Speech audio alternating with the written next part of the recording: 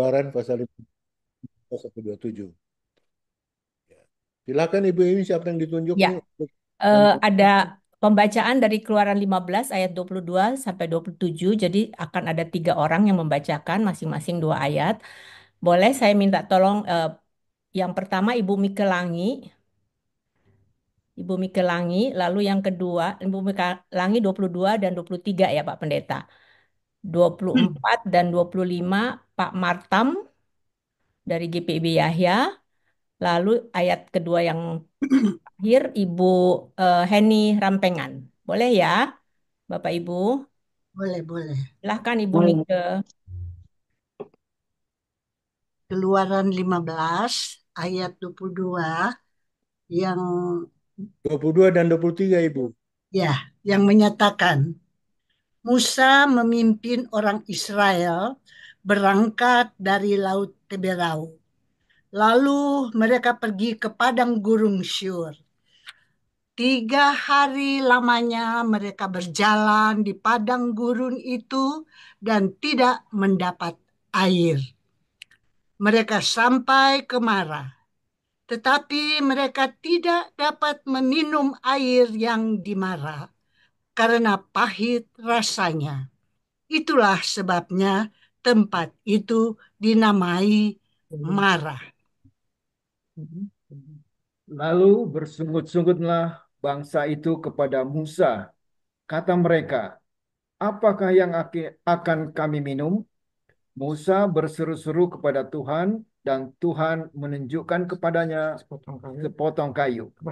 Musa melemparkan kayu itu ke dalam air.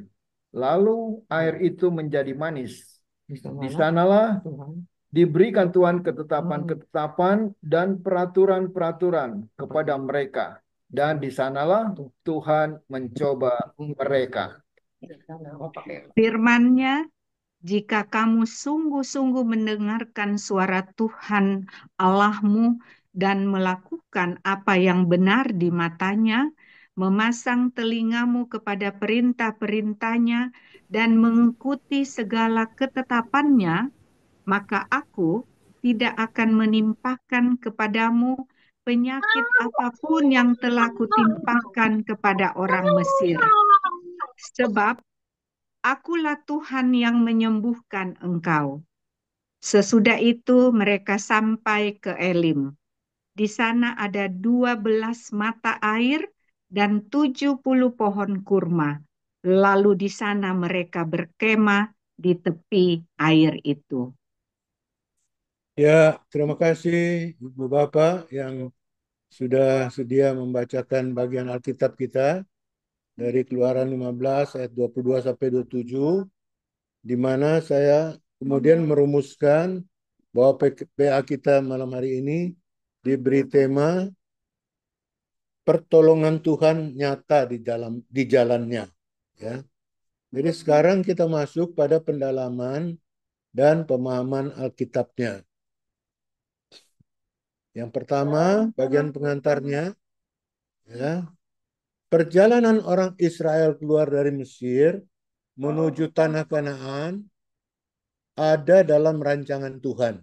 Jadi mereka keluar dari Mesir menuju tanah Kanaan itu karena Tuhan yang berkehendak. Ya, sekalipun demikian perjalanan mereka tidaklah mudah. Ya, jadi sekalipun Tuhan yang meminta, menyuruh, memerintah, dan Tuhan yang menyertai, tetapi perjalanan mereka ternyata tidak juga mudah. Banyak tantangan dan masalah yang mengancam mereka. Ya, antara lain, alam dengan suhu ekstrim harus mereka hadapi. Ya, Bapak Ibu yang sudah pernah ikut ziarah ke Yerusalem, ke Israel tentu bisa memahami ya bagaimana panas yang sangat terik di siang hari dan malam yang sangat dingin, ya sehingga menjadi tantangan tersendiri bagi perjalanan mereka itu. Selain itu, selain tantangan alam, ada juga harus mereka hadapi binatang buas yang mengintai. Juga ada bangsa-bangsa yang memusuhi mereka, harus juga mereka hadapi. di dalam perjalanan mereka itu. Belum lagi perjalanan mereka tempuh dengan berjalan kaki yang menimbulkan rasa haus dan sangat menguras energi. Ya. Jalan kaki di padang gurun yang terik. Jadi tentu menimbulkan rasa haus dan sangat menguras energi. Ya. Nah, semua itu membuat orang Israel sering mengeluh, merasa putus asa dan frustrasi. Ya. Puncaknya kemarahan terhadap Musa yang di mata Tuhan dipandang sebagai pemberontakan kepadanya. Ya. Kenapa begitu? Tidak lain karena Musa memimpin orang Israel keluar dari Mesir atas kehendak Tuhan. Ya. Jadi kalau kita baca awal-awalnya Musa sendiri tidak bersedia gitu ya, tapi Tuhan yang berkehendak. Jadi eh, kenapa Musa memimpin orang Israel? Karena itu adalah kehendak Tuhan. Itu yang harus kita pahami. Jadi bersungut-sungut atau marah terhadap Musa ya di mata Tuhan dipandang sebagai pemberontakan kepada Tuhan. Gitu ya, karena Musa adalah hamba yang dia tunjuk. Nah, mari kita siapkan sekarang perhatian kita kepada perikop tadi, Keluaran 15 ayat 22 sampai 27 ya. Berikut uraiannya. Orang-orang Israel ini baru melewati 3 hari beroleh pertolongan Tuhan. Pertolongan Tuhan itu ya mereka alami dengan cara yang luar biasa. Bagaimana luar biasanya? Tuhan menyelamatkan mereka dari kejaran Firaun dan tentara Mesir. Ya, kita tahulah cerita itu. Oleh kuasa Tuhan, Musa mengangkat tongkatnya sehingga air laut teberau terbelah sehingga orang Israel dapat menyeberang dengan selamat. Ya, jadi baru saja mereka mengalami pertolongan Tuhan yang luar biasa. Dapat luput dari kejaran Firaun dan tentara Mesir dengan cara yang ajaib, yaitu laut teberau terbelah dan mereka dapat menyeberang di tempat yang kering. Ada ilustrasinya tuh, ada gambarnya ya. Mungkin agak kecil tapi bisa disaksikan sebelah kanan. Ya. Sebaliknya, tentara Mesir musnah ketika air laut menyatu kembali, yaitu gambarnya ya. Baik yang di atas, orang Israel dapat menyeberangi laut teberau di tempat yang kering, yang di bawah bagaimana tentara Mesir musnah dia ketika air laut bersatu kembali, gitu ya, laut teberau. Nah, inilah pertolongan Tuhan yang luar biasa yang dialami oleh orang Israel, ya. Uraian yang kedua dari perikop kita saya rumuskan sebagai berikut. Perjalanan ke tanah Kanaan yang Tuhan janjikan mereka lanjutkan, ya, karena sudah mengalami pertolongan Tuhan, dapat menyeberang laut teberau dengan selamat. Dari laut teberau itu orang Israel kemudian berjalan selama 3 hari menuju ke padang gurun Syur. Ada petanya tuh ya di sebelah kanan. Ya. Perjalanan mereka itu sangat melelahkan, membuat mereka sangat kehausan menempuh padang gurun yang terik tadi itu ya. Tetapi di tengah kehausan yang sangat mencekam itu, mereka tidak mendapat air untuk diminum di perjalanan itu. Ya, itu dia gambarnya. Itu ya, from Egypt to Canaan, ya, gitu. Perjalanan mereka melewati dari kiri atas itu, ya, yang gambar garis merah itu, mereka dari Ramses ke Sukot, ke Etam, ke Pihahirot, menyeberangi Laut Merah, Laut Teberau, sampailah mereka di Mara, tempat yang mereka tidak mendapatkan air itu. Sebelah kiri itu ya, gitu. Nah, Uraian perikop yang ketiga ya. Jadi mereka mengalami kesulitan ya air pada saat mereka menuju ke padang gurun Syur ya, itu kanan bawah ada gambarnya bagaimana mereka mengalami panas yang terik itu. Jadi mereka sangat merindukan untuk mendapatkan air dalam perjalanan itu sampai mereka di tempat yang bernama Mara gitu ya. Nah, sampailah mereka di tempat yang bernama Mara ya, kita lihat itu ada di kiri bagian tengah ditulis dekat tulisan red itu ya. Itu warna biru, sebelah kanan ada tulisan Mara. Sampailah mereka di situ. Apa yang mereka alami di situ? Orang Israel sampai di tempat yang bernama Mara. Nah, ternyata di sana mereka punya harapan. Ada harapan untuk melepas dahaga karena di Mara itu terdapat air. Terdapat air di situ. Jadi mereka senang, gembira. Waduh, 3 hari kita sudah berjalan, panas terik, tidak mendapatkan air. Sekarang kita melihat ada air. Nah, jadi mereka penuh harapan, penuh sukacita. Ada air di Mara. Celakanya, air yang di Mara itu ternyata tidak dapat diminum karena pahit rasanya. Ya, sehingga mereka apa itu dari pengharapan yang begitu besar menjadi kecewa yang sangat besar. Ya, karena sudah 3 hari kesulitan air, begitu ada air mereka gembira, ternyata airnya tidak dapat diminum, pahit rasanya. Apa yang mereka lakukan? Mereka mengeluh lagi kepada Musa. Dan Musa mengadukan masalah itu kepada Tuhan. Musa berseru kepada Tuhan. Nah, oleh petunjuk Tuhan, Musa mengambil sepotong kayu dan melemparkannya ke dalam air itu.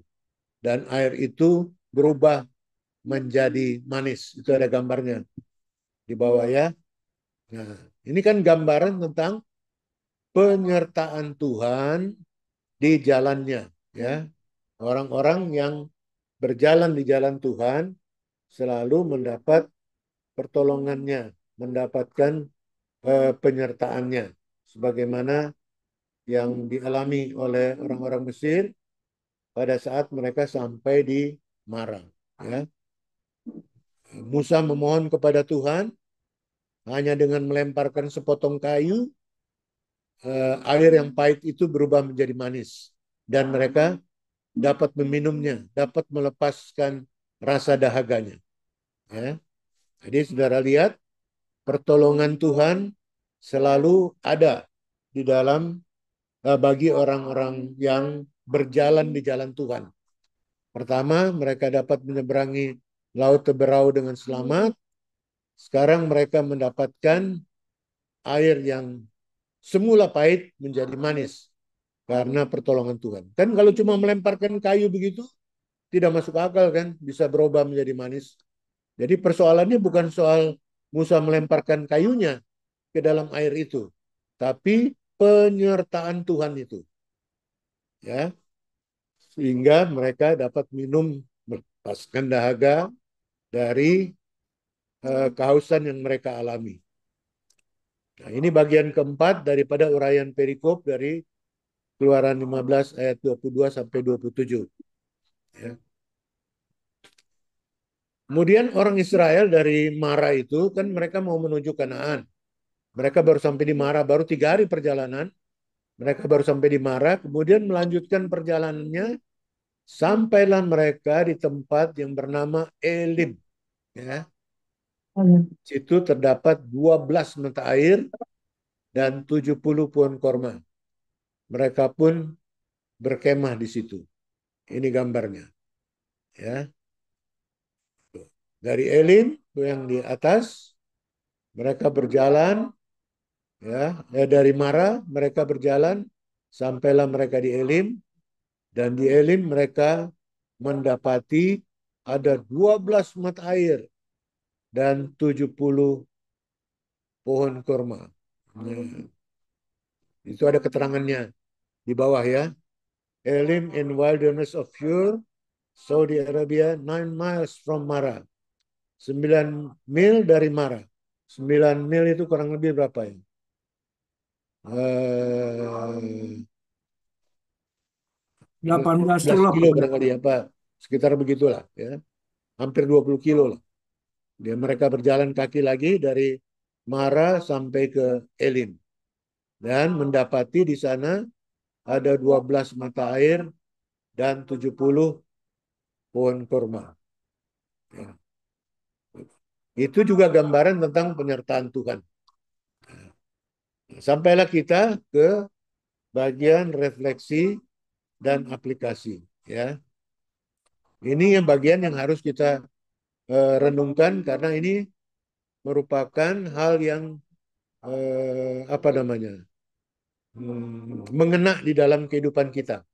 Bagaimana firman Tuhan ini dikenakan ke dalam kehidupan kita. Perjalanan orang Israel menuju tanah Kanaan memberikan gambaran tentang perjalanan hidup kita. Ya, yang pertama, sekalipun pertolongan Tuhan di Laut Teberau itu 3 hari yang lalu dialami orang Israel, mereka mengeluh kepada Tuhan karena ketiadaan air di Mara. Yang pertama tadi ya. Jadi ini refleksi kita yang pertama. Bayangkan, baru 3 hari yang lalu mereka mengalami pertolongan Tuhan yang luar biasa, menyaksikan bagaimana Laut Teberau terbelah. Bagaimana mereka bisa menyeberangi laut itu dengan selamat. Baru 3 hari mereka mengalami hal itu. 3 hari kemudian mereka sampai di Mara dan mereka mendapat mengeluh karena tidak ada air. Ya, jadi kita lihat itu ya, bagaimana gambaran ini atau kisah itu menggambarkan bahwa orang Israel belum sepenuhnya percaya akan penyertaan Tuhan. Nah, ini pertanyaan reflektif buat kita. Bukankah kita juga kadang mengalami hal serupa? Ya kan? Mengalami bahwa belum lama kita mengalami pertolongan Tuhan. Tapi begitu ada masalah berikutnya, kita seakan tidak percaya bahwa Tuhan mampu menolong kita. Seperti orang Israel ini ya. Baru 3 hari yang lalu loh mengalami peristiwa yang luar biasa. Laut terbelah. Kemudian 3 hari kemudian tidak ada air, mereka sudah mengeluh. Nah, ini gambaran tentang bagaimana orang Israel itu belum sepenuhnya percaya kepada Tuhan, akan penyertaan Tuhan. Nah, ini juga yang nanti bisa kita apa ya, elaborasi. Bapak Ibu yang mengikuti PA malam ini bisa memberi kesaksian barangkali, memberikan komentar ya tentang refleksi kita yang pertama ini. Bukankah kita juga kadang mengalami hal yang serupa? Mengalami banyak pertolongan Tuhan, tapi begitu ada masalah berikutnya, kita ragu. Kita ragu. Kita seakan-akan tidak percaya bahwa Tuhan pernah menolong kita pada waktu yang lalu. Mestinya, kalau kita mengalami pertolongan Tuhan, dan kemudian kita mengalami pergumulan permasalahan yang berikut, kita percaya kalau dulu Tuhan sudah tolong, sekarang juga Tuhan sudah tolong, akan tolong. Karena iman kita mengatakan Yesus Kristus itu tidak berubah dahulu, sekarang, dan selamanya. Kalau dulu dia menolong, sekarang juga dia pasti bisa menolong.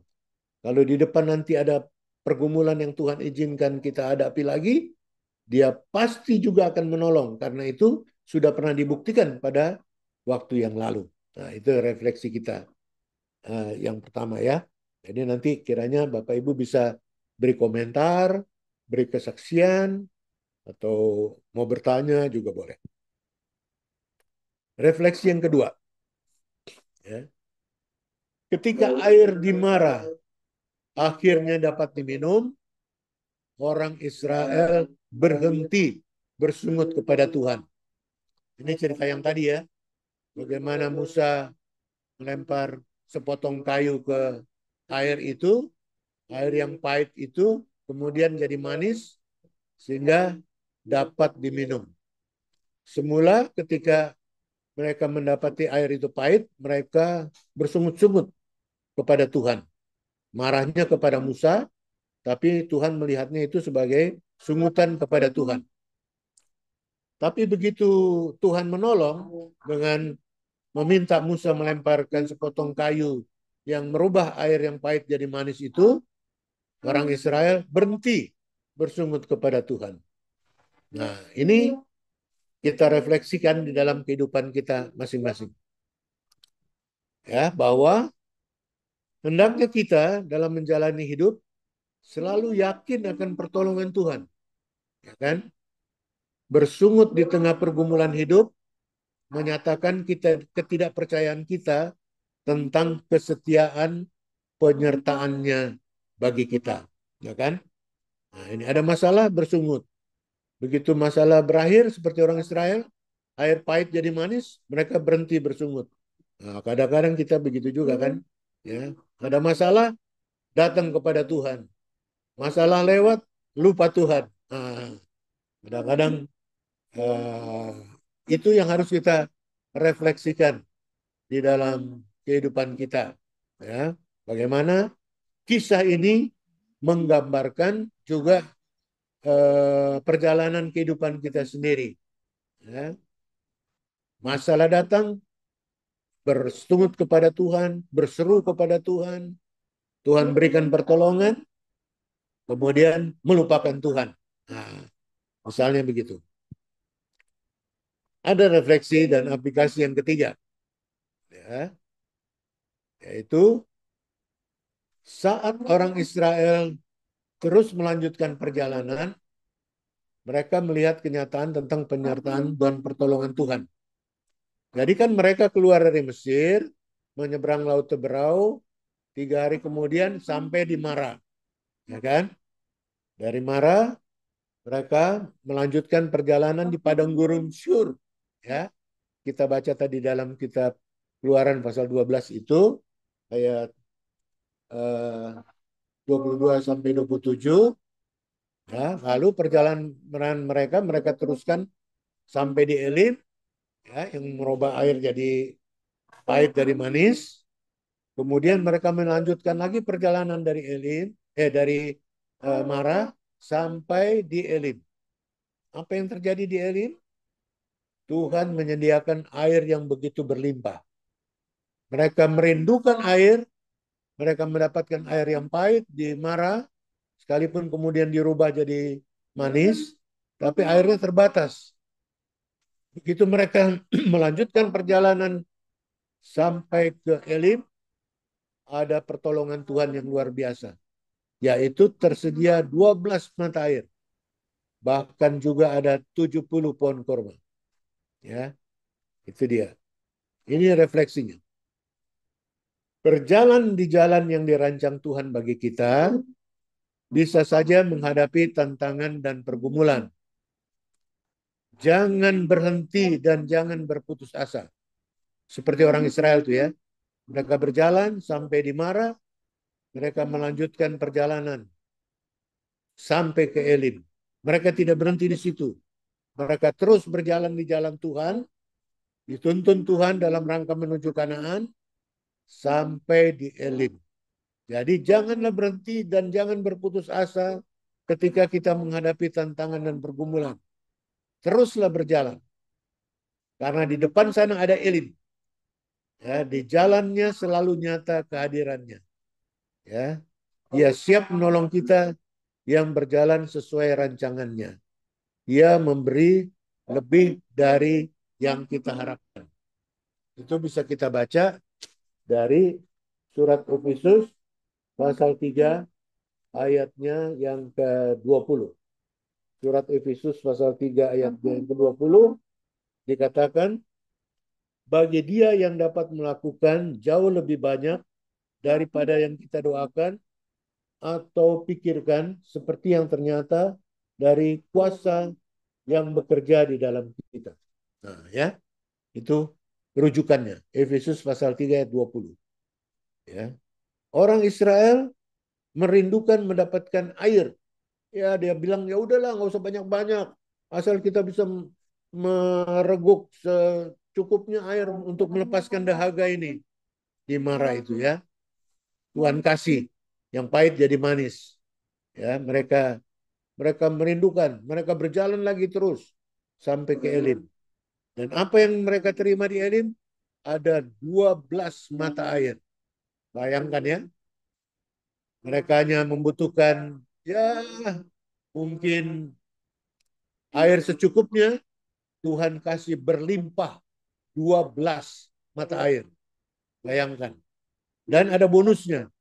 Mereka hanya merindukan air, Tuhan kasih 70 pohon kurma. Nah, saudara lihat ya, Efesus 3 ayat 20, dia melakukan jauh lebih banyak dari yang kita doakan atau pikirkan. Jadi orang Israel memikirkan, ya udahlah dapat air secukupnya. Tuhan kasih 12 mata air. Bahkan yang mereka tidak rindukan, mereka hanya merindukan air, sekarang Tuhan kasih 70 pohon kurma. Itu refleksi kita yang ketiga. Ya, bagaimana penyertaan Tuhan bagi umatnya yang berjalan di jalan Tuhan. Yang berjalan di jalan yang Tuhan rancangkan. Kalau mereka menyimpang dari jalan yang menuju Kanaan, barangkali mereka tidak akan mengalami pertolongan Tuhan ini. Tapi karena mereka berjalan di jalan yang Tuhan kehendaki, di jalan yang Tuhan sendiri tuntun untuk menuju tanah yang dijanjikan, maka selalu ada pertolongan Tuhan lebih dari yang mereka harapkan. Bahkan Tuhan memberikan apa yang tidak mereka harapkan. 70 pohon korma. Nah, sampai di situ. Mungkin ada Bapak Ibu yang mau bertanya, mau memberikan kesaksian, mau memberikan pengalaman hidup tentang hal-hal yang sudah kita pelajari, alami dari kisah perjalanan orang Israel keluar dari Mesir menuju Mara sampai di Elim. Baru sampai di Elim ini, Kanaan masih jauh, gitu ya. Silakan Ibu Imi, barangkali ada yang mau Ya, baik. mendalami bagian firman Tuhan ini, baik refleksi 1, Ya, ya, baik. baik refleksi 2, refleksi 3, maupun refleksi 4. Terima kasih Pak Pendeta Terima Jeffrey atas pencerahannya yang luar biasa.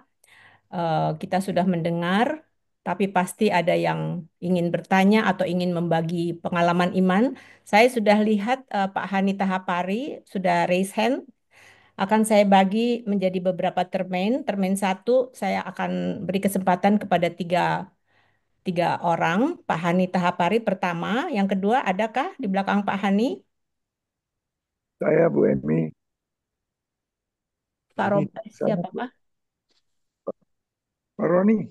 Oh, Roni. Jeff ini, Pak Pendeta Jeffrey boleh tolong ditutup barangkali ya ini ya, atau biar dibuka saja kah Saya lagi mau cari materinya? apa ini Pak nih? Roni, Apa ini? ya. Roni. Dulu karena masjid ini mengganggu pendengaran saya. Oh, oke. Ya, di belakang Pak Roni adakah? Ibu Teli ya. Oh, Sesteli ya. Ibu Teli, selamat malam Ibu. Ibu Iya. Teli. Baik. Jadi termin pertama tiga orang, Pak Hani Tahapari, Pak Roni Nahumuri, dan Ibu Teli Sahertian. Silakan Pak Hani. Baik Ibu Emi, terima kasih Pak Pendeta dan Bapak Ibu. Saya kenal Pak Roni Watimuri ini juga saya kenal Bu Pendeta. Terima kasih Bu Pak Hani. Emi. Ya, kami masih keluarga Bu. Ya, jadi Pak Pendeta, eh, saya paling suka kalau cerita mengenai Perjanjian Lama Pak. Terutama pengalaman bangsa Israel bersama dengan Tuhan, terutama juga pada saat melewati Laut Teberau. Saya pernah menonton film itu di The Ten Commandment, Pak Pendeta. Jadi waktu Musa memimpin perjalanan bangsa Israel, dan itu melewati Laut Teberau, dan dia punya tongkat, dan itu laut terbelah. Dan itu sangat berkesan bagi saya, Pak Pendeta dan Bapak Ibu, sehingga saya suka sekali cerita mengenai perjalanan bangsa Israel ini. Karena saya melihat yang pertama adalah bagaimana Tuhan Allah betul-betul menyertai perjalanan dari bangsa Israel. Dan itu digambarkan, mungkin nanti ayat Alkitabnya saya agak lupa Pak Pendeta, bahkan Tuhan mengatakan Tuhan akan berjalan dengan tiang awan pada siang hari dan pada malam hari dengan tiang api. Nah, itu sungguh sangat terlihat bahwa hubungan antara Tuhan dengan umat waktu itu sangat erat. Nah, oleh karena itu saya ingin membagikan pengalaman. Baru-baru ini saya tentu ada beberapa teman saya di sini, saya tidak usah sebutkan namanya. Kami ada di dalam kepanitiaan rapat kerja sinodal, rapat kerja pembangunan ekonomi gereja, sinodal yang kita laksanakan pada tanggal 15 sampai dengan tanggal 17 November 2024 yang lalu, Pak Pendeta. Nah, di sana kami harus menyediakan anggaran kurang lebih 900 juta. Dan itu kami lakukan hanya dalam waktu yang sangat singkat, Pak Pendeta. Nah, di sana tentunya ada satu kekuatan iman bahwa kita sangat percaya bahwa Tuhan Allah akan menolong kita. Karena anggaran yang kita cari itu untuk melakukan pekerjaan Tuhan, untuk kebaikan umat. Nah, oleh karena itu, maka dalam waktu yang tidak kami duga sama sekali, maka kami berhasil mendapatkan anggaran yang cukup untuk kami melaksanakan rapat kerja sinodal itu. Nah, Pak Pendeta dan Bapak Ibu sekalian, pengalaman ini adalah pengalaman di mana dasarnya itu adalah kekuatan iman. Itu adalah percaya. Walaupun kami belum mendapatkan bukti, tapi kami percaya bahwa Tuhan tidak akan pernah meninggalkan kami. Nah, dalam kepanitiaan itu akhirnya kami terus melakukannya dengan tetap berdoa dan berharap kepada Tuhan sehingga akhirnya berhasil untuk kami melaksanakan rapat kerja sinodal itu. Dan yang tadi Pak Pendeta bilang, pada saat perjalanan itu sampai di Elim, kemarin waktu persidangan tahunan sinode di Salatiga, maka hasil dari Rakerdal PEG itu sudah masuk di dalam program yang akan dilaksanakan oleh seluruh GPIB.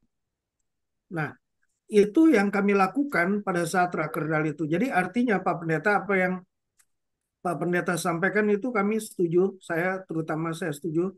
Dengan iman kita tetap berjalan sesuai dengan jalan Tuhan, dan kita akan melihat bahwa Tuhan akan memberikan pertolongan dan kita akan berhasil. Nah, itu yang kami coba lakukan dan saya coba ceritakan untuk kita semua, Bapak Ibu, dan terutama Pak Pendeta. Nah, lalu apa yang sebenarnya ingin saya mau tanya Pak Pendeta, ya, ini teologi apa ini Pak Pendeta, ya? Karena kalau di GPIB itu tokoh yang diangkat dalam cerita ini adalah Allah atau Yesus Kristus itu sendiri. Tapi ada saudara-saudara kita di gereja yang denominasi yang lain itu selalu mengandalkan dirinya, selalu mengatakan bahwa apa yang dia lakukan, ya, itu nanti Tuhan akan memberikan. Jadi yang terlihat itu adalah tokoh manusia.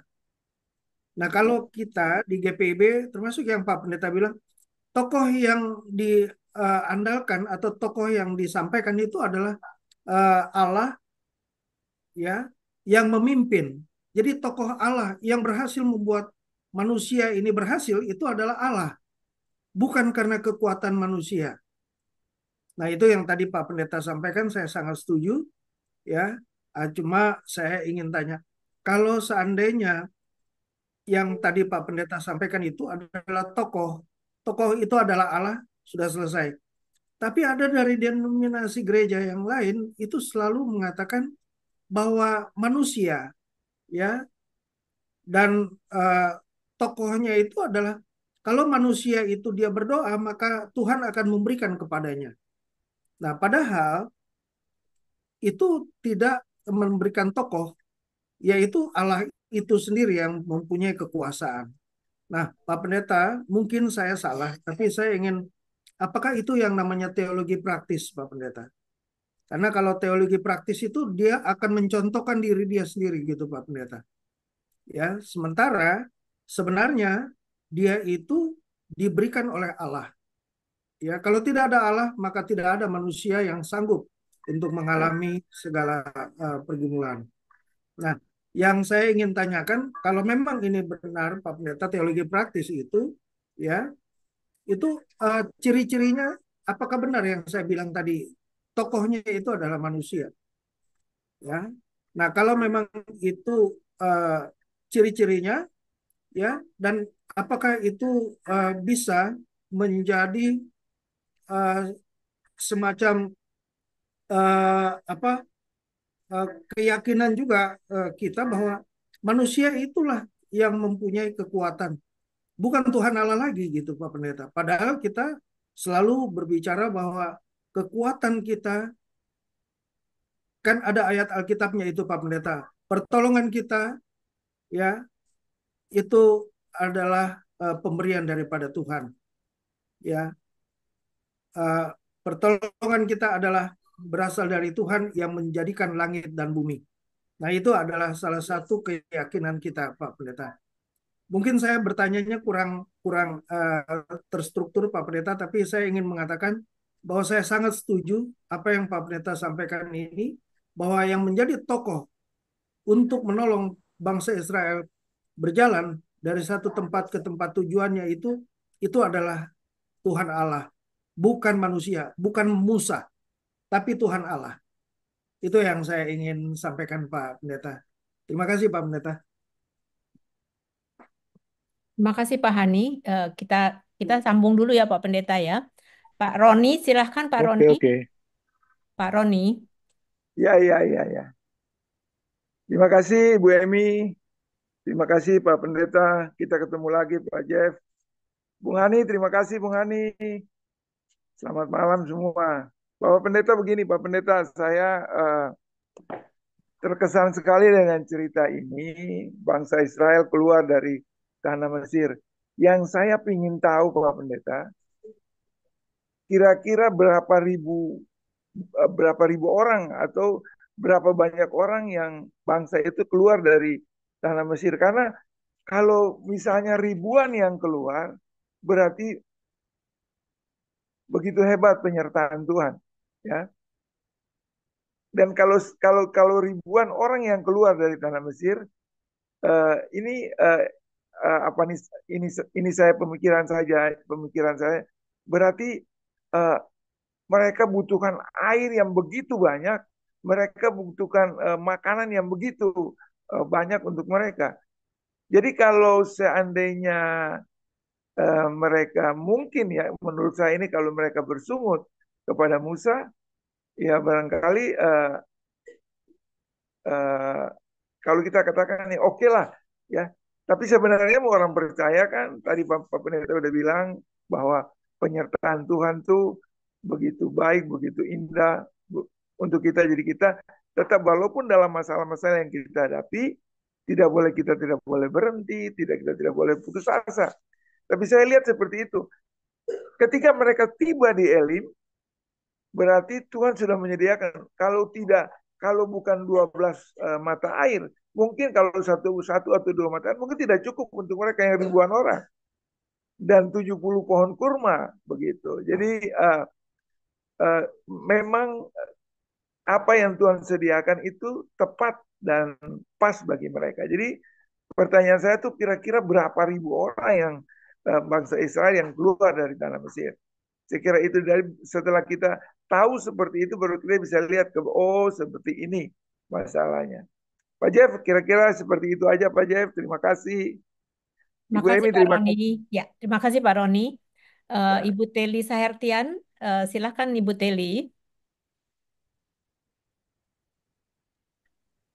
Selamat malam Bapak Pendeta Jeff, teman-teman sekalian yang seiman. Selamat malam. Hari ini kita sangat diberkati. Kalau kita dapat perikop ini dari Bapak Pendeta, pengalaman hidup yang umat Israel alami, saya kira kita juga alami. Maaf, bukan kita, saya alami dari tahap ke tahap, dari proses ke proses. Tetapi di sini dengan adanya tantangan dan pergumulan yang kita hadapi, saya selalu berpegang juga pada firman Tuhan, keyakinan iman di dalam Roma. Jika Allah di pihak kita, siapakah yang akan melawan kita, Pak Pendeta?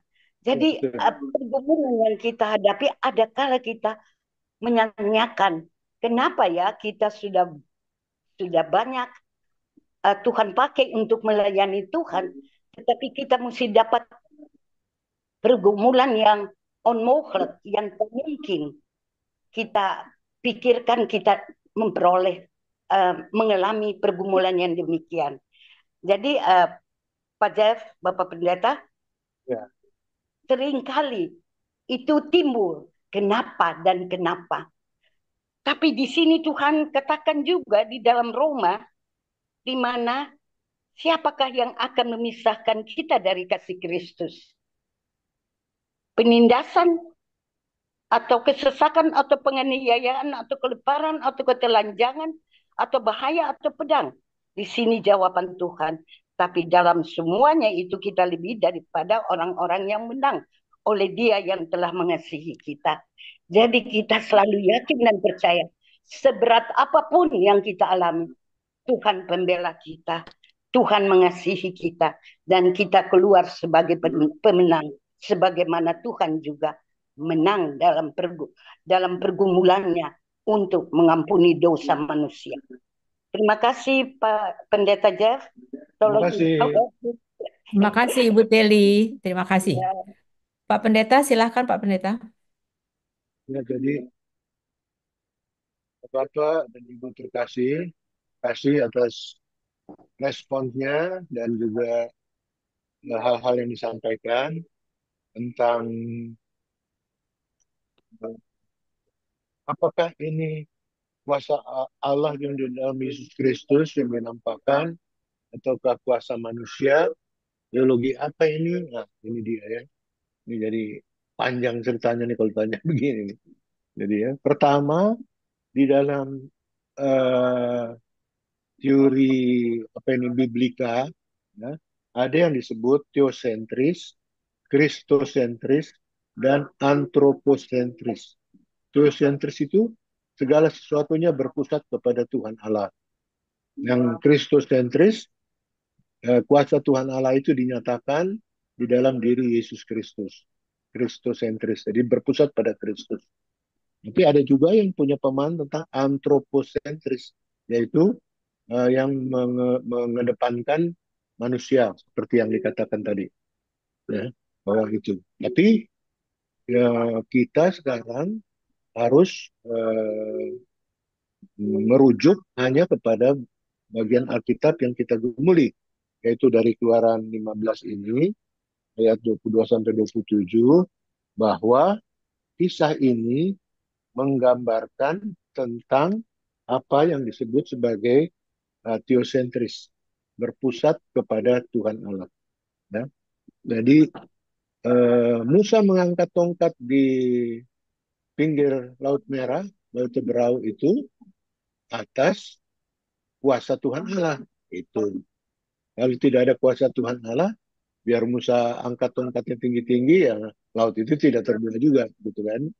Itu geosentrisnya. Jadi itu yang harus kita lihat bahwa itu terjadi karena Tuhan, kuasa Tuhan dinyatakan. Karena apa? Tuhan sendiri yang meminta atau memerintahkan kepada Musa, berdirilah di pinggir laut itu, angkatlah tongkatmu. Gitu. Musa juga nggak tahu apa yang akan terjadi, tapi karena Tuhan yang perintahkan, dia lakukan aja. Begitu dia lakukan, laut terbelah. Baru dia lihat, ini kuasa Tuhan dinyatakan. Kan gitu. Jadi itu pemahaman tentang teosentris, berpusat kepada Tuhan ini, kisah-kisahnya. Gitu ya. Ini kan karena perjanjian lama. Kalau di perjanjian baru banyak yang tentang kristosentris, berpusat kepada Kristus. Udah dibawain. Yesus Kristus.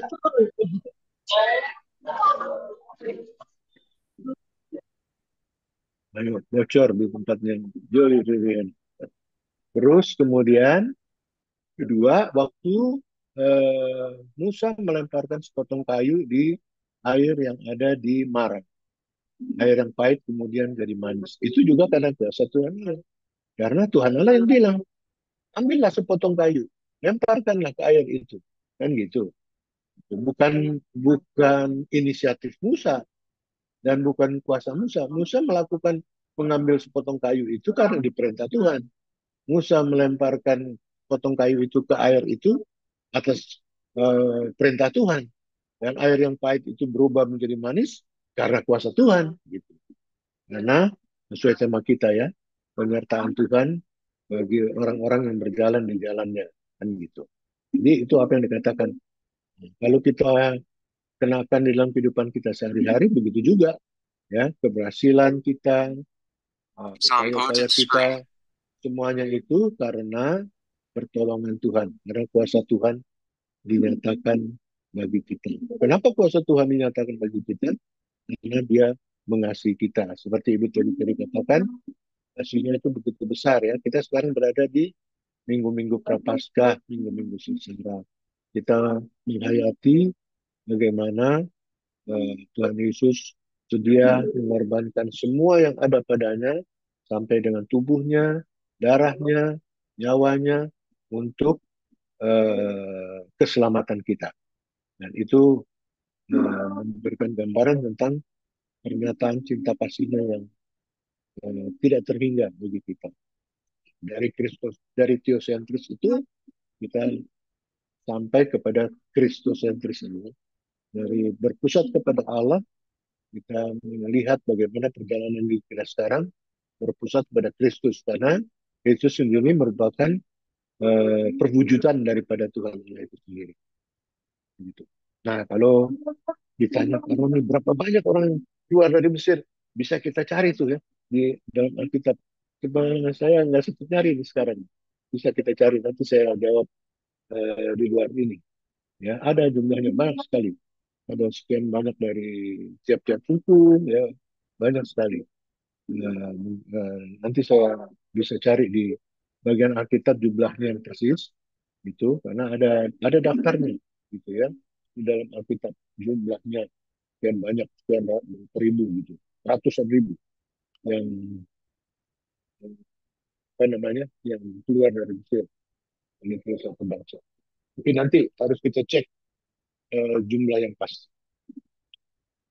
Lalu ada banyak pergumulan, padahal kita sudah hidup di dalam Tuhan, dia sedia memberi diri dalam pelayanan, ya begitu ya. Jadi gambaran itulah yang kita sedang PA-kan malam-malam hari ini di kitab Keluaran ini. Bagaimana umat Israel, orang-orang Israel yang dipimpin Musa itu atas kehendak Tuhan. Jadi kalau kita baca sebelum pasal-pasal ini, orang Israel itu sebetulnya tidak mau keluar dari Mesir, gitu. Ya, pada waktu mereka menghadapi kesulitan untuk menyeberang Laut Teberau, mereka juga mengeluh kepada Musa. Mereka bilang begini, Musa, apa karena nggak ada kuburan di Mesir sampai engkau membawa kami untuk mati di pinggir Laut Teberau ini? Kan kami sudah bilang, lebih baik kami bekerja untuk orang Mesir di Mesir. Kami dapat makan, dapat minum, begini. kami mengikuti engkau, malah kami mengalami kesulitan yang luar biasa. Kan gitu. Padahal itu perjalanan yang Tuhan kehendaki. Perjalanan yang untuk membebaskan mereka dari perbudakan di Mesir. Untuk mendapatkan tanah perjanjian. Ya, di Kanaan. Itulah. Jadi perjalanan hidup kita seperti itu. Kita sudah menuruti kehendak Tuhan, kita sudah berjalan di jalan Tuhan, kita sudah memberi diri untuk dipakai Tuhan, tapi kadang-kadang Tuhan memberikan kepada kita pergumulan-pergumulan, tantangan-tantangan yang terjadi. Tapi kalau kita baca dari 1 Korintus 10:13, kita dapat memberikan, kita beroleh kekuatan ya, bahwa pencobaan-pencobaan yang kita alami tidak melebihi kekuatan kita. Pada saat pencobaan itu berlaku, Tuhan akan memberikan kepada kita jalan keluar. Itu yang harus kita berikan. Penguatan bagi diri kita ya. Itu yang harus kita hayati. Bahwa pergumulan-pergumulan hidup itu diizinkan Tuhan terjadi supaya kita semakin bergantung kepadanya, semakin berharap kepadanya, semakin berseru kepadanya, semakin berserah kepadanya. Selama perjalanan hidup saya sebagai pendeta sampai medikus ini, saya selalu mengatakan tidak ada orang yang hidup tanpa ya. Ada lagi baca. Tidak ada orang yang hidup tanpa pergumulan. Ya, tiap-tiap rumah tangga punya salibnya sendiri-sendiri. Pasti. Tidak ada rumah tangga yang tidak bermasalah. Semua bermasalah. Tinggal bagaimana kita menyikapi permasalahan. Jangan berpikir bagaimana caranya supaya kita nggak menghadapi masalah. Nah mungkin. Pasti ada masalah. Persoalannya adalah bagaimana kita menyikapi permasalahan itu. Yaitu dengan memohon pertolongan Tuhan. Seperti kisah tadi itu. Ya, mereka menghadapi pergumulan di pinggir laut Teberau. Musa berseru kepada Tuhan. Tuhan bilang, angkat tongkatmu, laut terbelah. Sorry, Ya. sorry. Mereka sampai di Elim, di Mara, hadapi air yang pahit, itu mereka Musa berseru lagi kepada Tuhan. Tuhan bilang, lemparkan sepotong kayu, air berubah menjadi emas. Jadi, setiap ada pergumulan, Musa berseru kepada Tuhan dan pertolongan Tuhan nyata. Itu menjadi aplikasi dalam kehidupan kita. Kalau ada pergumulan, datang kepada Tuhan supaya kita mohon pertolongan Tuhan. Tuhan pasti buka jalan.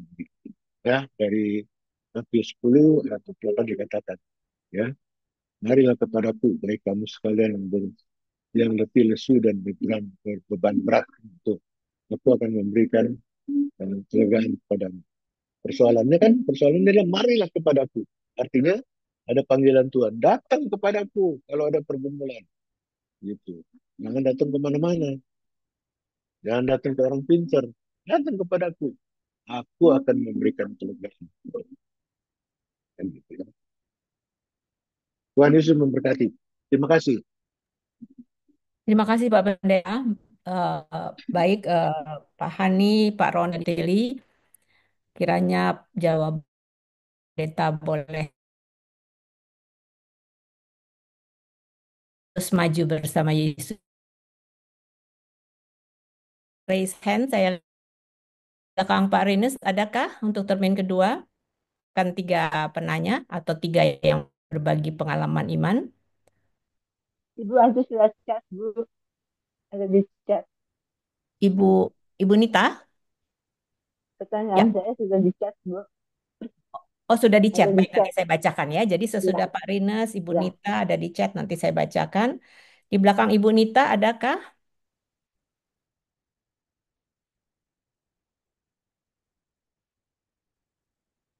Oh, Pak Vikaris Lukas. Pak Vikaris, terima kasih Pak Vikaris. Ketiga Pak Vikaris Lukas ya. Baik, Pak Rinus silakan Pak Rinus. Selamat malam. Selamat Malam. malam Pak Pendeta Jeffrey. Ini Halo. tetangga sebetulnya. Iya. Sepelemparan batu gitu. Terus dia nggak usah Oke. tanya pakai Zoom, datang aja ke rumah kan. Itu yang saya bilang Mas. Jalan kaki paling 10 menit. Pertanyaannya kan Gini, dibutuhkan untuk yang lain juga ini Oh Pak iya Dimas. betul. Ya, yang lain juga denger ya. Kekuatan iman yang lain toh. Ya, ya, ya. oke. Silakan Pak. Gini, kalau kita lihat di ayat 27, sesudah itu sampailah mereka di Elim. Di sana ada 12 mata air dan 70 pohon korma. Ini angka angka 12 dan angka 7 ini, apakah ini suatu nubuatan karena 12 suku, 12 murid, lalu 70 murid yang diutus. Apakah ini mempunyai korelasi atau ini suatu nubuatan juga pada perjanjian lama yang menuju kepada perjanjian baru di zaman Tuhan Yesus? Terima kasih, itu aja Pak Pendeta Jeffrey. Terima kasih Ya, Pak Rik. terima kasih. Ibu Nita saya sedang cari mana yang Ibu Nita tulis ya. Ibu Nita, kok saya nggak lihat sih di ada ya di chatting room. Coba mungkin WA dulu. Oh di WA saya WA kan? dulu ada di WA juga. Iya. Oh di WA ke saya. Sebentar ya, saya lihat dulu Hmm. ya. Iya. Maaf maaf, bentar saya buka dulu. Oh ini dia.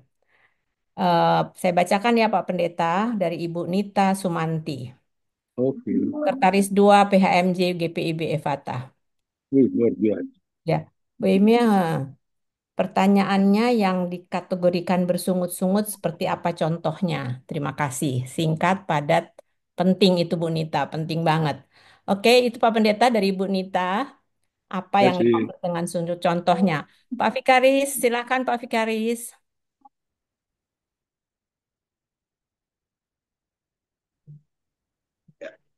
Selamat malam Pak Pendeta, Ibu dan Bapak Malam. Ibu sekalian. Pak Pendeta, terima kasih untuk pemaparannya, untuk renungan yang sangat menyentuh. Sedikit cerita dulu tahun 2023 sekitar bulan Maret awal. Bapak ke Ebenezer Samarinda saya magang di sana, saya tidak berkesempatan untuk mendengar materi homiletika yang Bapak sampaikan bagi Presbiter Waduh. Ebenezer Samarinda. Wah, rugi tuh. 2 hari tuh. Iya Pak Pendeta, saya bersyukur malam ini ikuti PA ini walaupun sedikit, tapi walaupun waktu singkat tapi tidak sama dengan 2 hari kemarin, tapi saya bisa memperoleh banyak hal. Pak Pendeta, yang menjadi pertanyaan dan juga refleksi bagi saya, kalau kita lihat bacaan Alkitab perjalanan Israel sampai ke Mara, mulai juga sebelumnya melewati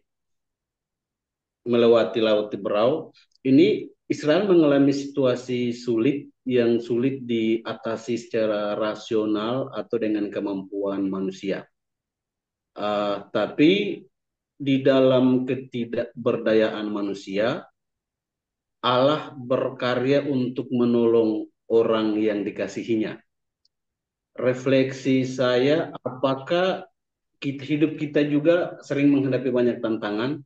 Berarti tidak menutup kemungkinan atau tidak bisa dipungkiri bahwa dari setiap persoalan, tantangan, dan penderitaan yang terjadi dalam hidup kita, itu bisa saja menjadi cara Tuhan untuk membuat kita lebih setia kepada Tuhan, lebih bersungguh-sungguh dan lebih percaya, bahkan mengalami pengalaman iman. Artinya setiap persoalan yang dihadapi, tantangan yang dihadapi walaupun bagi kita sulit bahkan tidak mampu sekalipun, jadikan itu sebagai momen untuk kita semakin bertekun di dalam Tuhan. Atau dengan kata lain, masalah persoalan adalah bahagian dari cara Allah untuk mencintai kita. Itu refleks saya, Bob. Atau bagaimana? Terima kasih Pak Fikaris. Terima kasih. Baik, Pak Pendeta silahkan ditanggapi 3 orang dulu di termin 2. Pak Edi Mesero di termin berikut ya Pak Edi. Silahkan Pak. Ya, Ibu. Jadi apa yang disampaikan Pak Rinus itu kita mesti cek juga itu ya di buku ya. Saya sendiri belum melihat sampai sejauh itu ya. Bagaimana cerminan gambaran tentang 12 mata air dan 70 pohon kurma itu ke perjanjian baru tentang spirit dan 70 murid yang lain gitu. Apakah itu gambarannya tentang nubuatan tentang hal itu? Saya tidak mau berspekulasi ya karena inti daripada apa yang kita mau dalami, yang saya ajak kita dalami saat ini adalah soal bagaimana umat yang berjalan di jalan Tuhan, di jalan yang Tuhan rancangkan, pasti akan mendapatkan pertolongan. Sekalipun di dalam perjalanan itu mendapatkan banyak tantangan dan pergumulan. Jadi tekanan apa yang saya ajak untuk kita renungkan adalah itu. Tentang apakah itu merupakan nubuatan atau perjanjian baru, nah, saya tidak mau berspekulasi tentang itu. Tapi kalau Bapak punya rujukan atau referensi mengenai hal itu, bagus juga dibagikan kepada kita, kepada saya. Eh, Dalam arti, sampai sejauh ini saya eh, tidak berani mengungkapkan hal itu bahwa itu memang bagian tentang pembuatan ke perjanjian baru. Eh, saya minta maaf, saya tidak bisa memberikan jawaban yang pasti tentang itu. Yang kedua, soal bersungut-sungut itu Ibu Nita. Bersungut-sungut ini kan bahasa keren ya. Tapi kalau bahasa sehari-hari barangkali ngomel, mengeluh, dan berkepanjangan tentang hal-hal yang sebetulnya sudah pernah kita alami dalam keluarnya atas pertolongan Tuhan pada waktu yang itu. Jadi bersungut-sungut ini merupakan ungkapan eh, kejengkelan, gitulah ya kalau pakai bahasa sehari-harinya. Ungkapan kejengkelan kepada Tuhan karena permasalahan yang kita hadapi. Padahal permasalahan itu sudah pernah kita hadapi pada waktu yang lalu dan sudah kita dapat lalui. Dan kita lalui itu karena pertolongan Tuhan. Lantas pada saat kita mengalami lagi, kita bersungut-sungut, ngomel, apa itu namanya, eh, apa ya, mengungkapkan hal-hal yang tidak etis lah kepada Tuhan. Ya. Nah, kalau kita lihat bagian Alkitab kita itu, pertolongan Tuhan itu kan sangat nyata. Pada waktu orang Israel keluar dari Mesir, itu kan luar biasa itu. Sepanjang sejarah belum pernah terjadi laut terbelah dan hanya orang Israel yang mengalaminya, gitu kan? Tapi 3 hari kemudian mereka mengalami pergumulan, tidak ada air, dan mereka ngomel. Dan seakan-akan kalau saya jadi Tuhan, Tuhan bilang, loh, yang 3 hari yang lalu kamu nggak percaya, saya udah tolong. Laut bisa terbelah itu kan luar biasa. Masa sekarang air aja kamu mesti bersungut-sungut, mesti mengeluh kepada saya, mesti ngomel, mesti mengungkapkan uh, ketidakpercayaan. Kan gitu. Jadi pernyataan atau ungkapan kejengkelan atas masalah yang dihadapi, padahal kita sudah mengalami pertolongan Tuhan pada waktu yang lalu. Sehingga ungkapan bersungguh-sungguh itu merupakan gambaran kita ketidakpercayaan akan pertolongan Tuhan yang sudah pernah kita alami, yang tentunya akan kita alami lagi kalau kita tetap percaya, tetap berjalan di jalan Tuhan. Kenapa Tuhan menolong sampai laut terbelah, sampai air pahit menjadi manis, sampai ada 12 mata air, ada 70 pohon korma, karena berjalan di jalan yang Tuhan rancangkan, yaitu menuju Kanaan. Kalau mereka berjalannya tidak menuju Kanaan, barangkali pertolongan Tuhan itu tidak terjadi. Kan gitu. Sesuai tema kita, pertolongan Tuhan nyata di jalannya. Jadi kalau kita sedia dipimpin Tuhan untuk berjalan di jalan kehidupan yang Tuhan rancangkan buat kita, pasti Tuhan akan menolong. Karena berjalan di jalan Tuhan dan berjalan bersama Tuhan. Dan gitu. Seperti tadi katakan oleh Pak Hani ya, ada tiang api, tiang awan, itu kan gambaran tentang penyertaan Tuhan. Jadi berjalan di jalan Tuhan dan bersama Tuhan. Tuhan pasti akan memberikan pertolongan. Nah, Vikaris Lukas, Masuk ya, pendeta. ya, terima kasih. Vikaris Lukas, ya, gambaran tentang ketidakberdayaan manusia, Tuhan menolong, itu betul. Dan juga bagaimana pergumulan-pergumulan itu menjadi cara Tuhan untuk menyatakan kuasa dan kasih-Nya, gitu ya.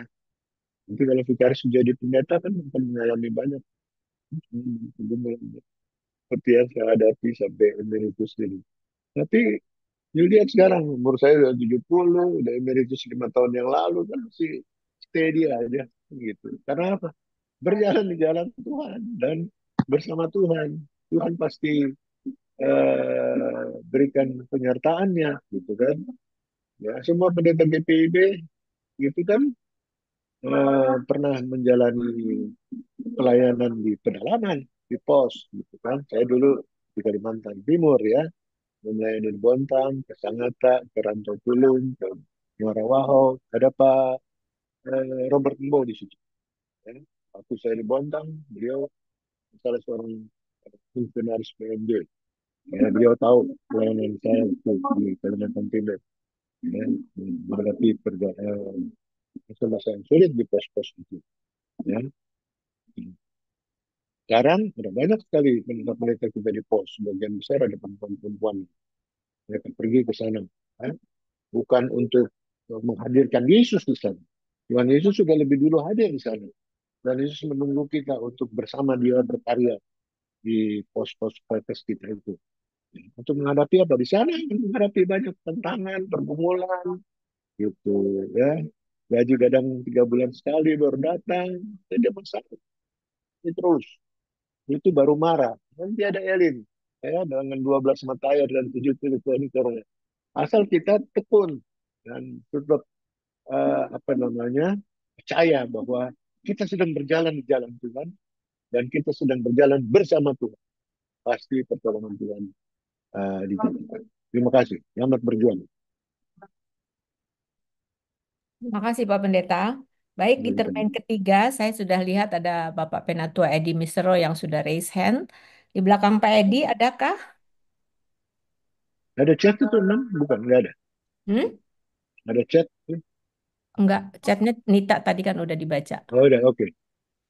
Di belakang Pak Edi adakah? Saya Bu Emi. Buce. Pak Buce Ya. kah? Baik, Pak Buce Baltasar. Sesudah Pak Buce adakah?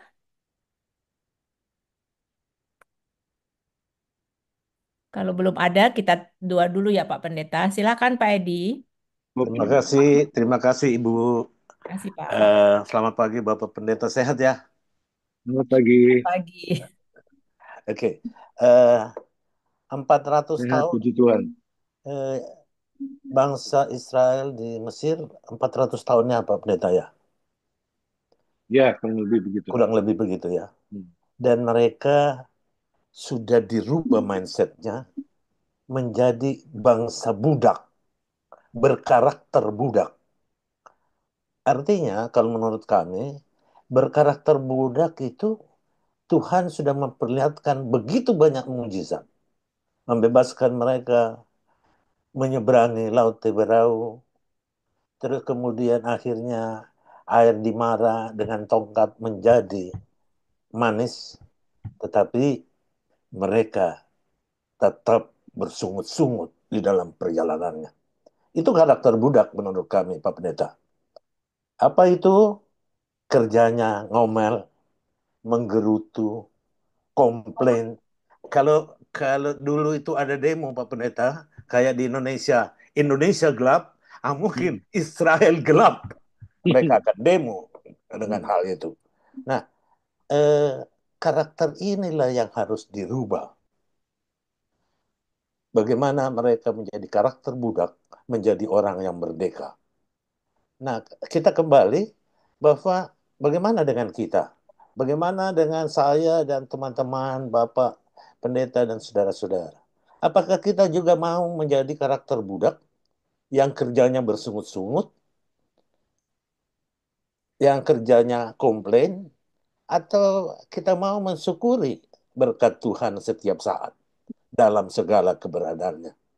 Yang pasti menurut kami, Pak Pendeta, Allah memberikan ruang kita sebagai orang yang merdeka.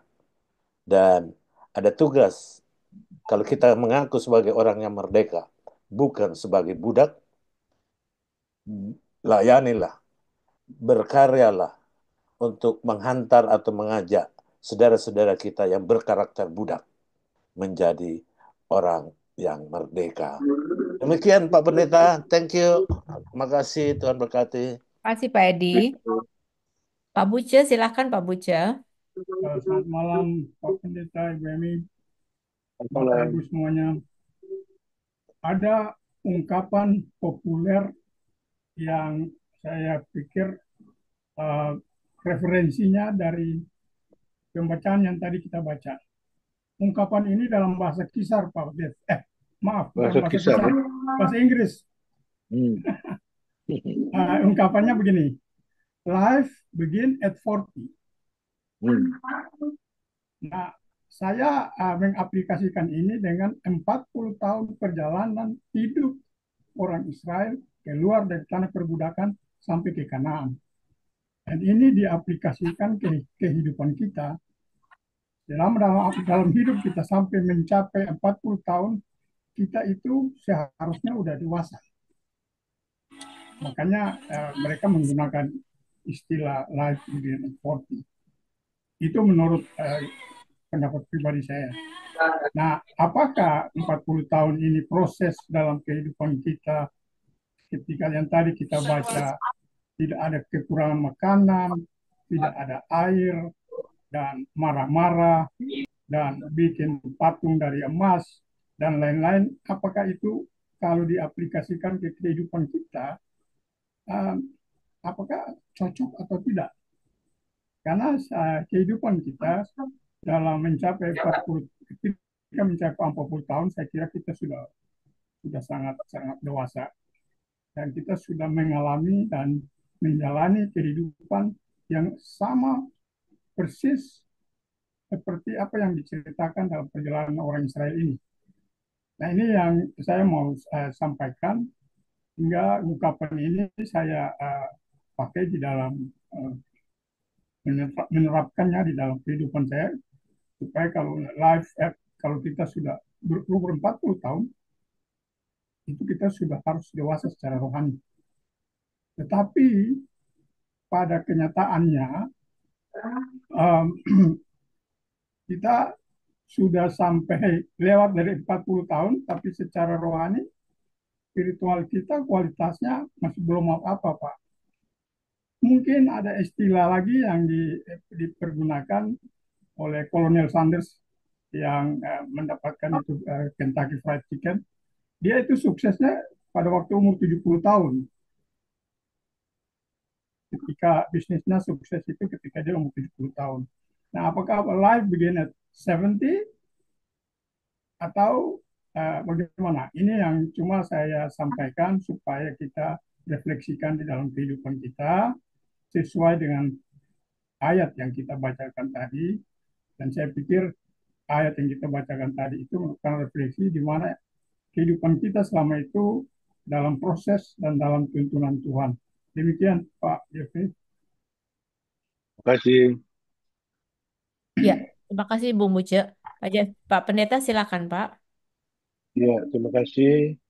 Jadi apa yang disampaikan oleh Pak Edi Mesiro itu adanya. Mereka sudah ditempa sekian lamanya menjadi berkarakter budak. Betul. Ya. Dan perjalanan mereka sekaligus apa yang disampaikan oleh Bucu tadi, 40 tahun itu, dan menurut kalau kita lihat peta perjalanannya, ada peta perjalanan orang Israel keluar dari Mesir sampai ke Kanaan itu selama 40 tahun berliku-liku, kadang-kadang muter balik lagi ke situ gitu ya. Nah, nanti bisa cari petanya itu, bisa didapat diperoleh gambaran petanya itu, yang sebetulnya katanya kalau berjalannya tidak muter-muter, paling lama 40 hari sampai, paling lama gitu. Jadi bisa lebih singkat lagi dari itu. Gitu. bisa lebih singkat dari 40 hari. Mungkin hanya beberapa minggu, mungkin 2-3 minggu sampai mungkin sampai 40 hari, 40 tahun. Karena apa?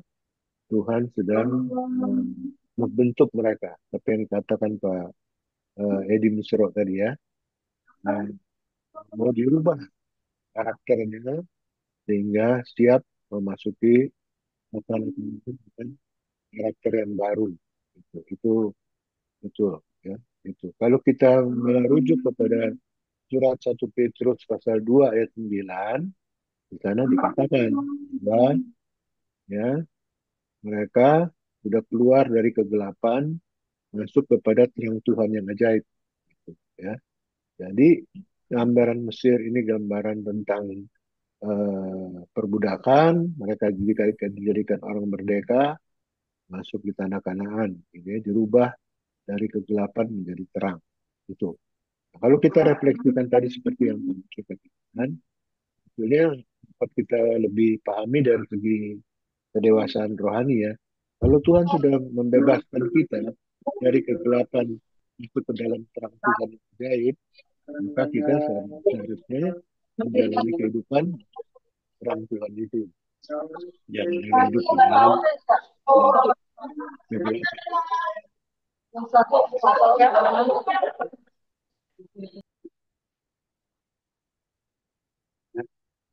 jadi upaya untuk membentuk mereka berubah karakternya itu, itulah mengapa sampai mereka berjalan 40 tahun itu memberikan kepada mereka kesempatan untuk mengalami banyak kesulitan dan banyak pertolongan Tuhan.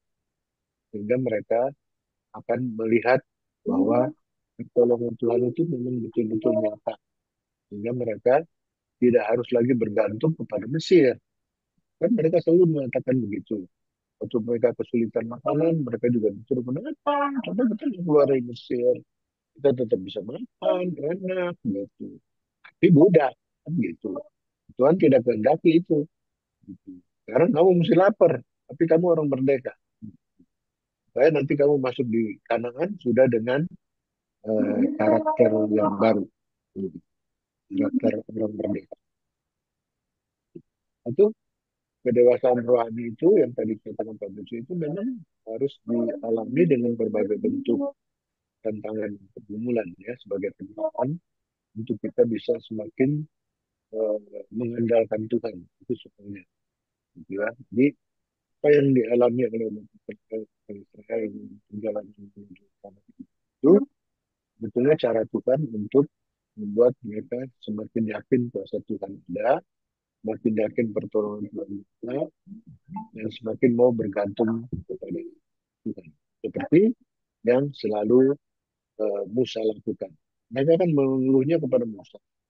Tapi di mata Tuhan, keluhan kepada Musa itu sama dengan bersungut-sungut kepada saya, kata Tuhannya. Lalu Musa menyampaikan keluhan itu kepada Tuhan, Tuhan memberikan jawaban, gitu ya, dengan tadi ya, laut terbelah, air pahit menjadi manis, ada 12 mata air, ada 70 pohon kurma. Itu terus dialami selama 40 tahun. Hingga mereka siap menjalani kehidupan secara baru di tanah itu. Kalau perjalanan 40 tahun itu kan berarti kurang lebih 3 generasi. Mungkin 2 generasi habis di padang gurun. Mungkin yang berangkat umur 20-30, kalau sampai di sana 40 tahun kan umur 70. Sudah anak dan cucunya yang masuk. Kan gitu. Jadi itu adalah apa? Perjalanan. Ini kedewasaan rohani itu tidak ditentukan oleh umur ya. Itu 40 tahun atau 70 tahun. Tapi bagaimana seseorang mau merespons apa namanya keyakinan akan penyertaan dan pertolongan Tuhan yang membuat imannya semakin bertumbuh kan gitu ya. Itu yang paling penting. Sebetulnya kalau di gereja kita CD itu merupakan proses pendewasaan iman sehingga orang yang sudah di CD dinyatakan sebagai orang yang sudah dewasa di dalam iman. Tapi persoalannya kan mereka harus terus ditempa ya kehidupan berimannya. Itu baru langkah awal untuk menjalani kehidupan beriman. Sedangkan perjalanan hidup masih ada banyak tantangan dan pergumulan yang kalau mereka terus bersandar kepada Tuhan, terus berharap kepada Tuhan dan terus berseru kepada Tuhan, maka iman mereka semakin ditempa sehingga tidak lagi menjadi orang yang bermental budak tadi seperti yang dikatakan. Kalau ini kita aplikasikan dari teosentris ke kristosentris, maka kita dibebaskan dari perbudakan dosa untuk masuk dalam hidup anugerah ya oleh Yesus Kristus. Anugerah. Jadi kita dibebaskan dari kutuk dosa karena menjadi budak dosa, tapi oleh pengorbanan Yesus di kayu salib, dia mengambil merengkuh dosa-dosa kita ke dalam dirinya dan mematikan dosa-dosa kita di dalam kematiannya, sehingga kita tidak lagi menjadi budak dosa. Kita menjadi hidup dalam anugerah keselamatan yang ada di dalam Yesus. Ya, Yesus memberkati. Ya, terima kasih Pak Pendeta. Terima kasih. Bapak Ibu ini masih ada waktu. Apakah masih ada yang mau sharing pengalaman iman atau mau bertanya? Boleh. Masih saya berikan kesempatan, mungkin 2 orang lagi. Maaf saya tambah sedikit Bu Emi. Silakan Pak Roni, silakan. Langsung aja Pak Roni. Ya boleh. Baik. Terima kasih Pak Jeff. Ya. Terima kasih Pak Jeff. Saya mau tambah sedikit aja. Ayo, Memang banyak dong nggak apa-apa. bangsa Israel ini kita lihat bahwa dia keras kepala lah, kepala batu. Ya. Ya Pak Jeff, di pasal 15 sendiri, ya ayat 1, kita lihat Musa menaikkan puji syukur kepada Tuhan. Lalu kita lihat juga bangsa Israel pada ayat 20, Miriam mengambil rebana dan diikuti oleh semua perempuan, mereka bersyukur atas apa yang Tuhan berikan, perlindungan Tuhan, penyertaan Tuhan bagi mereka. Jadi saya pikir mungkin karena mereka terlalu banyak, puluhan ribu, sehingga sungutan itu naik. Tapi sebenarnya mereka tidak boleh bersungut karena penyertaan Tuhan itu ya baik, ya tepat pada waktunya. Tapi kalau kita lihat ayat pasal 15 itu, saya pikir bahwa bangsa Israel juga bersyukur. Dia memuji Tuhan, dia mengagungkan nama Tuhan. Bahwa Tuhan telah memimpin mereka. Begitu saja, terima kasih. Mohon maaf kalau agak menyimpang. Oke. Si Pak Roni. Mau ditanggapi Pak Pendeta? Ya, jadi yang menyampaikan puji-pujian itu kan Musa dan juga Miriam sebagai nabiah ya, nabi perempuan. Ya. Tapi tadi Pak Anoni mengatakan ini orangnya ada banyak ini, ratusan ribu kan gitu. Nah, jadi mungkin kalau kita mau memberikan sedikit pendalaman, jadi begini, orang yang banyak ini artinya pengalaman iman mereka dibentuk oleh Tuhan itu belum merata, gitu kan? Karena ada banyak itu. Jadi baru segelintir orang yang bisa merespons pertolongan Tuhan itu dengan menaikkan puji-pujian seperti yang dikatakan dirujuk oleh Pak Roni tadi dari pasal 15 ya, judulnya Nyanyian Musa dan Israel gitu ya. Di Nyanyian Musa dan Israel itu digambarkan tentang pertolongan Tuhan itu. Nah, tapi karena orangnya begitu banyak, mungkin pengalaman iman itu mereka belum merata ya, sehingga kedewasaan iman yang sudah nyata dari beberapa orang Israel ini yang digambarkan di sini Musa dan Miriam, tentu tidak hanya Musa dan Miriam, tapi orang-orang yang ada bersama-sama dengan mereka, tetapi yang lainnya belum tentu kan begitu. Nah, ini kan memberikan gambaran kita ya, misalnya kita hidup di dalam persekutuan berjemaat, kadang-kadang kita juga mengalami hal seperti itu ya. Itu ada orang-orang yang belum merasakan pertumbuhan rohani atau kedewasaan rohani dalam jemaat sehingga timbul masalah-masalah di dalam jemaat ya. Masalah persungutan, masalah perselisihan, dan macam-macam yang sebetulnya memberikan gambaran tentang belum belum terwujudnya kedewasaan iman itu. Jadi itu apa yang dikatakan oleh Pak Roni bisa kita mengerti karena orangnya banyak, jadi belum merata ini kedewasaan iman orang-orang Israel itu. Bisa saja terjadi seperti itu. Ya, walaupun di dalam pasal 15 itu tidak ada orang Israel yang memuji Tuhan, tapi ada juga yang masih bersungut-sungut berkeluh kesah. Jadi belum terjadi pemerataan terhadap pemahaman tentang pertolongan Tuhan yang membentuk kedewasaan iman mereka. Nah, begitu. Bisa terjadi seperti itu. Terima kasih Pak, masukannya. Makasih Pak Pendeta. Apakah masih ada Bapak Ibu yang mau sharing pengalaman iman atau ingin lebih memperdalam lagi tentang materi yang... Ini Tante Tili mau Oh, tambah silakan, saja. silakan. Bapak Pendeta, Bapak Iya, Pendeta, saya iya. punya pergumulan ini kok bisa ada beberapa pendeta menyampaikan ke saya, aduh Ibu Teli, Tante Teli, Sus Teli, kalau pergumulan itu saya alami, ini hamba Tuhan loh. Mungkin saya sudah gila atau saya bunuh diri. Saya pikir kenapa mesti bilang begitu ya, bukannya menguatkan saya, malah mengatakan begitu. Itu bagaimana? Seperti tadi Bapak Pendeta bilang, pemahaman imannya belum mantap begitu. Ya, tapi ya itulah yang saya alami. Tapi saya tetap kuat. Enggak lari daripada Tuhan. Nah, begitu Pak Jeff. Iya. Silakan Pak Pendeta. Jadi ada joke-nya nih gitu ya. Ada yang dulu kan katanya begini, rocker juga manusia gitu, pendeta juga manusia kan gitu ya. Jadi kadang-kadang pendeta juga mengalami tekanan-tekanan, pergumulan-pergumulan yang berat sehingga mengungkapkan pernyataan-pernyataannya itu kadang-kadang tidak lagi atau kurang menyadari tentang kependetaannya. Mungkin responsnya secara refleks begitu ya. Ada orang mengalami pergumulan, waduh, kalau saya begitu mah udah gila saya tuh. Nah mungkin dia mikir begitu ya. Terus orang bilang, loh, kok pendeta ngomongnya gitu? Ya mungkin dia keceplosan atau dia sedang mengalami pergumulan juga sehingga keluar kata-kata yang sebetulnya tidak semestinya dikatakan oleh seorang pendeta ya. Bisa saja terjadi seperti itu.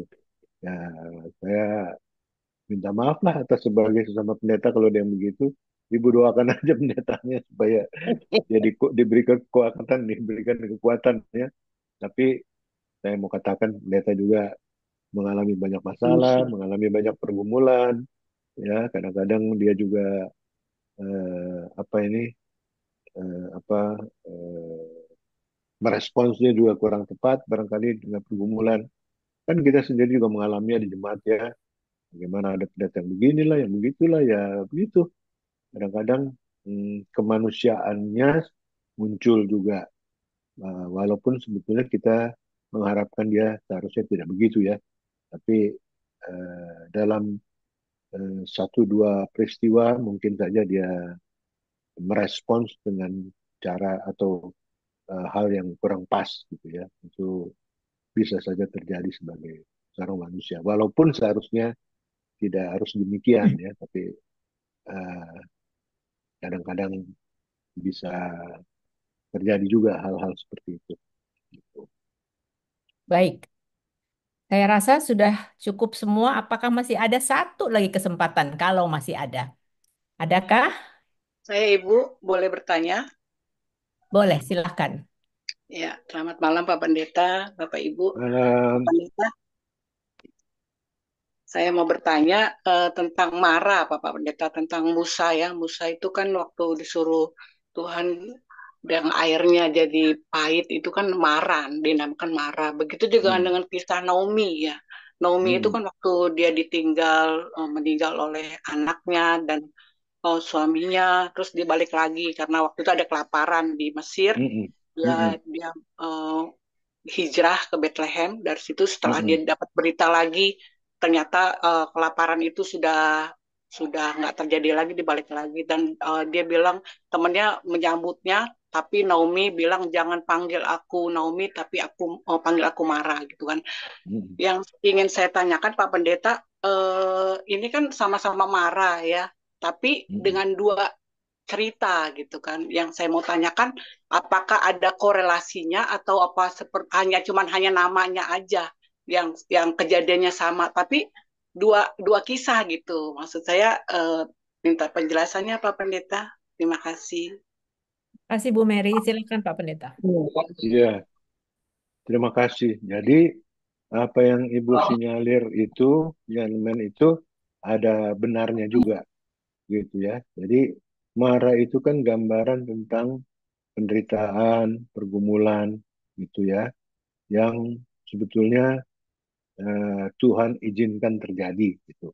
Waktu Naomi pulang ke Bethlehem, ya, lalu saudara-saudaranya di kampung itu, waduh senang ya Naomi pulang, gitu kan. Tapi Naomi merasa sedih karena suaminya meninggal, anaknya dua meninggal, laki-laki, gitu ya. Satu menantunya pergi meninggalkan dia, gitu kan. Nah, itu cuman satu yang bersama-sama dia. Lalu dia bilang kan, jangan panggil saya Naomi, panggil saja saya Mara, kan gitu. Artinya dia mau mengungkapkan bahwa saya sedang menghadapi banyak pergumulan, banyak penderitaan, gitu. Sehingga apa yang dialami oleh orang-orang Israel di tempat di mana tidak ada air itu juga ungkapannya seperti itu. Jadi sebetulnya tempat itu tidak diketahui namanya. Tempat yang di mana air pahit menjadi manis itu, yang mereka mengalami kesulitan air itu. Tidak diketahui namanya. Mereka mengadakan perjalanan ke Gunung Syur, gitu. Ya itu bukan belum Gunung Syur. Sedangkan mereka akan sampai di Elim itu juga masih dalam perjalanan di padang gurun Syur itu. Jadi tempat itu dinamakan Mara karena mereka mendapatkan air pahit gitu. Bukan sampai di tempat Mara lalu mereka mendapatkan air pahit, enggak gitu. Setelah mereka mendapatkan air pahit baru tempat itu dinamakan Mara gitu. Jadi seperti apa yang dialami oleh Naomi. Begitu Naomi mengalami pergumulan berat, dia bilang, sekarang jangan panggil saya Naomi, panggil saja saya Mara. Nah, saya pergi dengan suami, dengan dua anak laki-laki. Sekarang saya pulang hanya dengan satu menantu. Saya mengalami banyak penderitaan. Jadi saya sedang marah, mengalami pergumulan gitu ya. Jadi tempat air pahit itu yang mereka tidak dapat minum dan kemudian dirubah jadi manis itu tidak diketahui namanya gitu. Setelah kejadian itu baru tempat itu dinamakan Mara gitu ya. Bisa kita lihat di ayatnya yang keberapa ya? Hmm.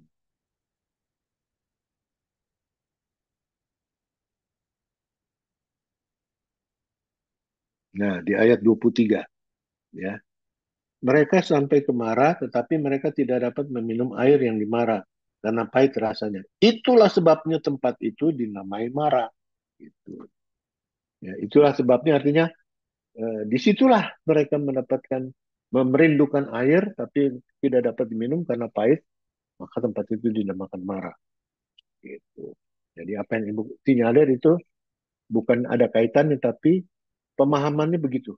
Tempat di mana seseorang mengalami penderitaan, pergumulan, ya, atas izin Tuhan, seperti yang dialami oleh Naomi. Terima kasih, Tuhan berkati. Baik, Pak Pendeta, terima kasih banyak atas pencerahannya dan penjelasan-penjelasannya. Bapak Ibu juga terima kasih banyak yang sudah berpartisipasi bertanya. Pak Hani, raise hand, apakah ada yang mau ditambahkan, Pak Hani? Komentar tentang Pak Rinus kayaknya tadi.